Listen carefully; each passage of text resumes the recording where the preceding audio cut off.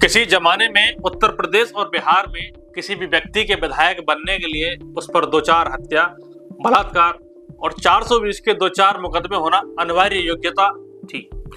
अब भी ज्यादातर नेताओं पर कई तरह के आपराधिक मुकदमे दर्ज होते हैं, लेकिन राजस्थान में एक अलग तरह का मामला सामने आया है। यहाँ कोटा जिले की केशोरायपाटन विधानसभा से कांग्रेस पार्टी के विधायक CL प्रेमी पर SC का फर्जी प्रमाण पत्र बनवाकर रिजर्व कोटे से विधायक बनने का आरोप है।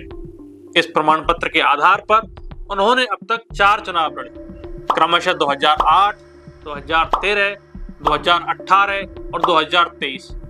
इनमें से वो 2008 और 2023 का चुनाव जीते भी और माननीय विधायक हो गए।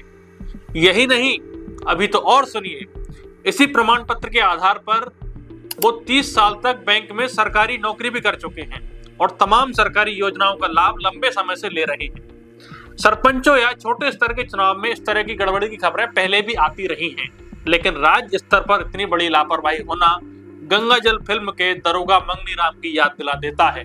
इसमें वो कहते हैं, भारी मिस्टेक हो गया सर, एकदम ब्लंडर हो गया कि भारी मिस्टेक हो गया।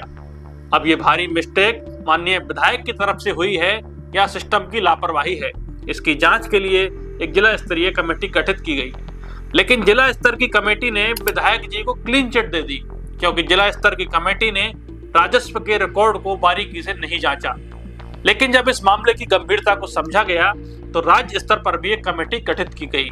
इस कमेटी ने तमाम रिकॉर्ड को खंगाला तो ऐसे कई साक्ष्य मिले जिनमें पूर्व विधायक की जाति कबाड़ी लिखी हुई थी, लेकिन अपने प्रमाण पत्र में उन्होंने अपनी जाति बैरवा लिखवा रखी है।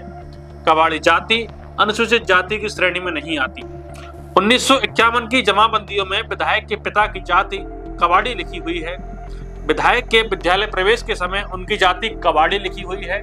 इसके अलावा विधायक के भाइयों ने पूर्व में कुछ जमीनों का बेचार किया है, उन विक्रय पत्रों पर भी उनकी जाति कबाड़ी लिखी हुई है। इनके भाइयों ने पूर्व में कबाड़ी की जगह जाति बैरवा करने को SDM को आवेदन भी दिया था, लेकिन SDM ने उस आवेदन को खारिज कर दिया था। और इस तरह के तमाम दस्तावेज मौजूद हैं जिनमें विधायक की जाति साफ तौर पर कबाड़ी लिखी हुई है। राज्य स्तरीय कमेटी पिछले 13 महीनों में किसी निष्कर्ष पर नहीं पहुंच पाई है। अगर जांच में इनके प्रमाण पत्र झूठे पाए जाते हैं तो माननीय विधायक पूर्व विधायक हो जाएंगे, माने कि उनकी सदस्यता रद्द कर दी जाएगी। इस खबर पर आपकी क्या प्रतिक्रिया है, हमें कमेंट करके बताइए। आप देख रहे हैं द बवाल। शुक्रिया।